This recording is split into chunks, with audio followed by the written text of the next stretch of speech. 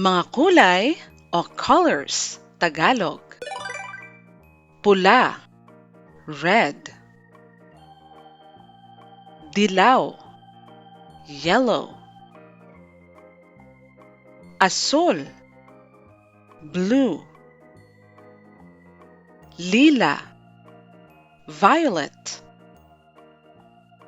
Kahel, orange. Verde, green. Rosas, pink. Kayumanggi, brown. Puti, white.